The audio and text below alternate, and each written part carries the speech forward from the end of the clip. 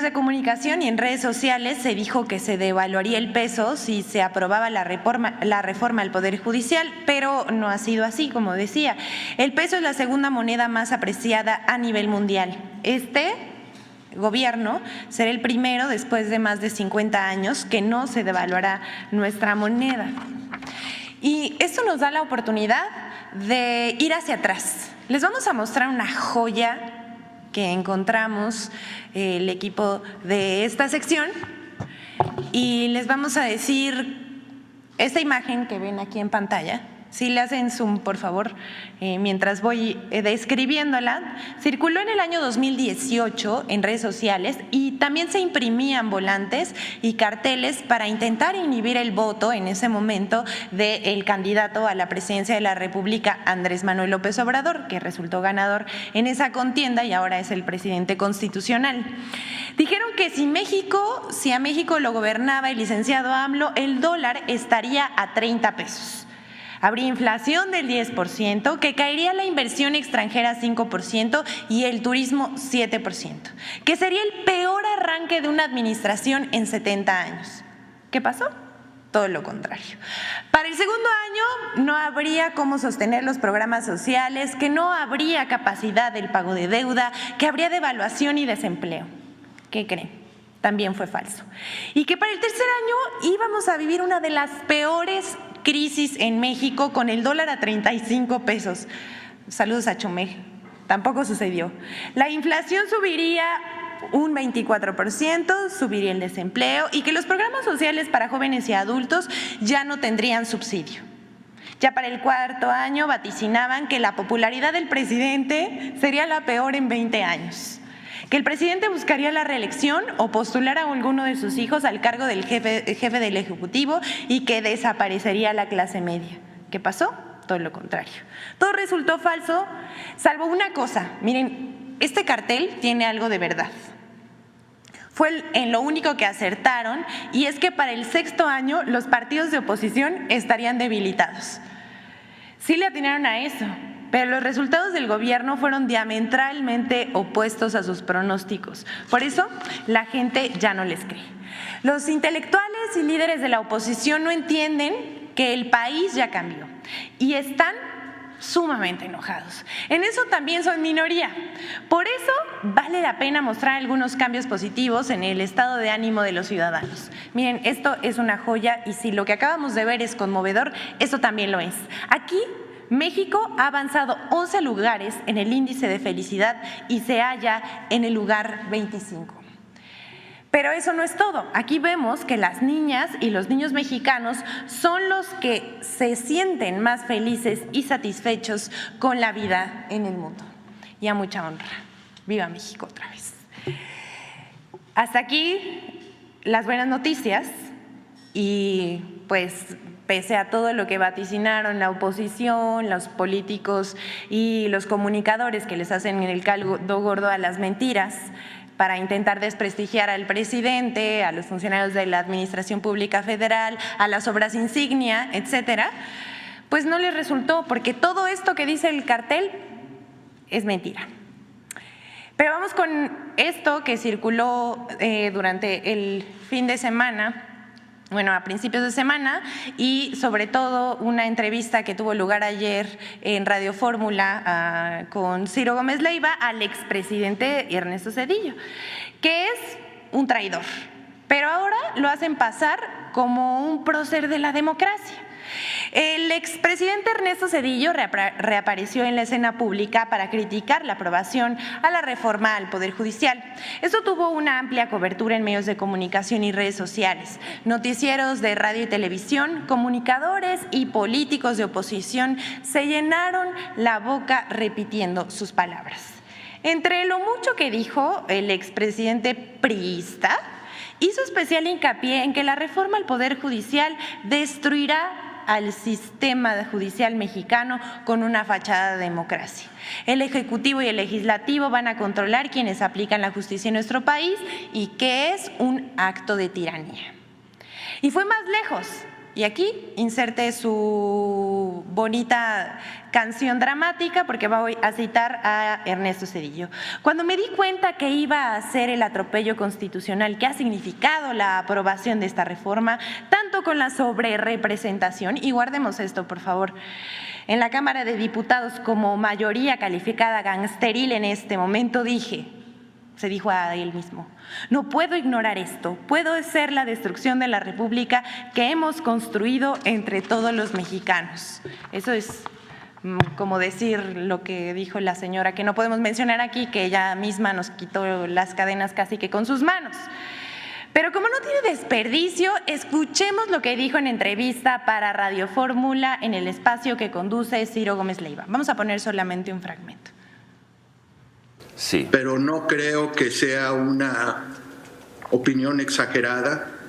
Estoy hablando de un riesgo que se puede materializar dado el contenido de esa reforma.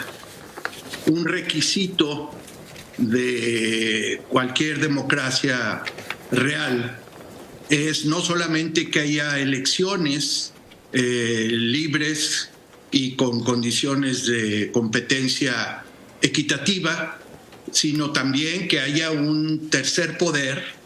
Con las elecciones se determina el legislativo y el ejecutivo, pero que haya un poder independiente que imparta justicia, pero que también esté atento a que los otros poderes del Estado cumplan con sus obligaciones constitucionales. Y esta reforma está muy cuidadosamente diseñada para que los poderes legislativo y ejecutivo, que como vemos evidentemente ahora han caído en manos de un solo partido, puedan determinar, nombrar quienes tendrán la responsabilidad de ser juzgadores en el sistema jurídico, en el sistema judicial. Algunos dirían, no, lo que esto hace es que el pueblo elija a los jueces y a los ministros de la Corte. Bueno, eso es una postura absolutamente demagógica. Miren, nos vamos a dejar ahí porque sí dijo muchas cosas, pero quedémonos con esto. Habla sobre representación, de que debe haber un poder independiente y de que la Suprema Corte debe vigilar el cumplimiento de la justicia. Y aquí es donde vamos a decir, ay, señor, ¿cómo le gusta mentir? Valdría la pena refrescarle la memoria al expresidente Zedillo por todo lo que anda diciendo, pero vamos por partes. En primer lugar, Ernesto Zedillo no dijo que él, siendo presidente, cerró la Suprema Corte de Justicia de la Nación el 1 de enero de 1995. Zedillo jubiló a 26 ministros con jugosas pensiones y reformó en 26 días la Constitución y promulgó reformas a 20 artículos constitucionales. Ahí nadie se escandalizó ni lo llamaron tirano. Eliminó la Corte integrada por ministros nombrados por los presidentes Miguel de la Madrid y Carlos Salinas de Gortari. Impuso una Corte a modo y se llena la boca de decir que debería haber un poder autónomo. El presidente Zedillo nombró a los 11 ministros de la Suprema Corte de Justicia de la Nación, creó el Consejo de la Judicatura y a la mitad de los jueces de primera instancia. Los medios de comunicación no lo tacharon de ejercer un poder absoluto, ni lo calificaron de dictador, ni de destruir la justicia. Pero también le decimos al expresidente Zedillo, él se habla al espejo cuando se rasga las vestiduras por una supuesta sobrerepresentación en el poder legislativo. Y aquí sí tengo que decir, qué descaro. Omite decir que el proyecto de decreto fue aprobado por unanimidad, su proyecto de decreto, el 18 de diciembre de 1994, que solo había 8 senadores de oposición quienes abandonaron el recinto al momento de la votación. Y si me pueden hacer zoom, por favor, a la Cámara de Senadores de 1995. ¿Qué tal?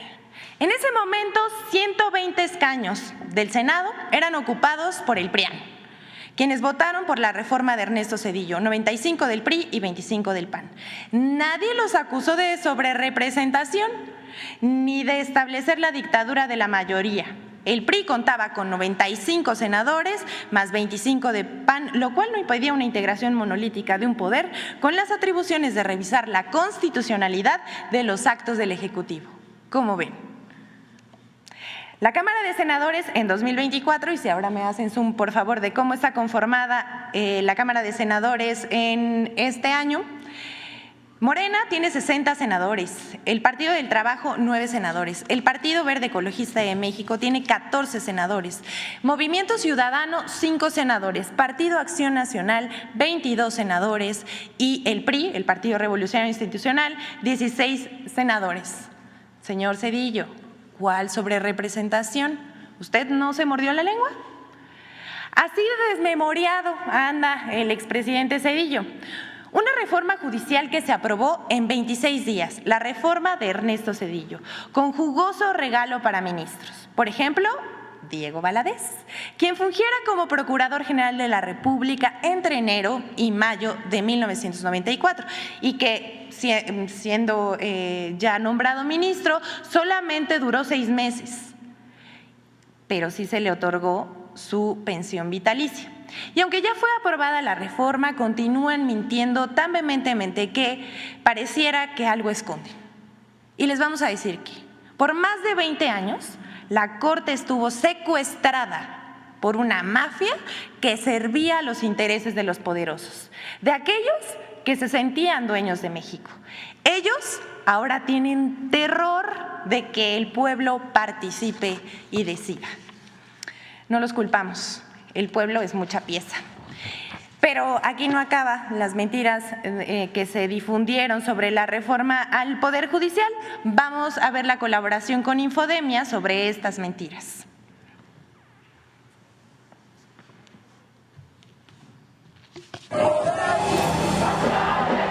La aprobación de la reforma al Poder Judicial ha generado una tormenta de noticias falsas que busca poner en duda su legitimidad.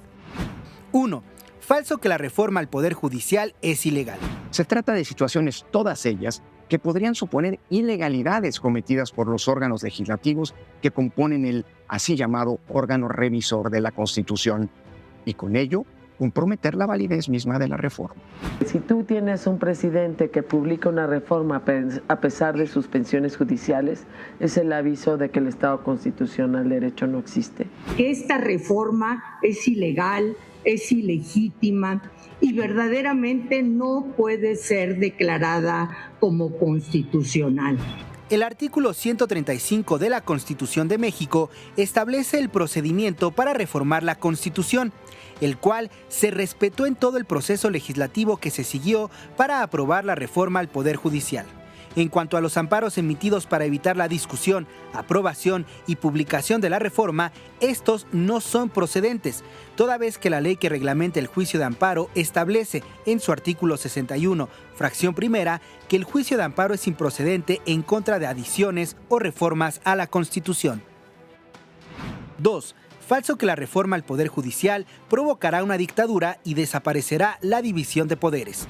Nuestro Congreso Federal acaba de aprobar y ha sido ratificado por una mayoría de legislaturas estatales un conjunto de reformas constitucionales que destruirán el Poder Judicial y con ello enterrarán la democracia mexicana y lo que quede de su frágil Estado de Derecho. El planeta entero está diciendo México está camino a la dictadura y camino a la crisis económica. Para que supriman constitucionalmente o establezcan constitucionalmente un procedimiento para desaparecer de hecho y de jure al Poder Judicial. A la 1 de la mañana fue aprobada la reforma del Poder Judicial en medio de un estruendoso aplauso por parte de los asesinos de este país llamado Movimiento de Regeneración Nacional. Así, Morena logró desmantelar el Poder Judicial. La reforma al Poder Judicial no elimina ninguno de los 3 poderes de la Unión, por el contrario, los fortalece. La Constitución Política de los Estados Unidos Mexicanos establece la democracia como forma de gobierno y la división de poderes en México en sus artículos 39, 40 y 49. Y ninguno de esos artículos fue modificado con la reforma constitucional al Poder Judicial. 3. Falso que el Diario Oficial de la Federación no se puede publicar los domingos. En redes sociales se aseguró que la publicación en domingo de la reforma al Poder Judicial era ilegal, lo cual es falso. El artículo 7 de la Ley del Diario Oficial de la Federación establece que este podrá ser publicado todos los días del año, de ser requerido hasta varias veces al día. Infodemia.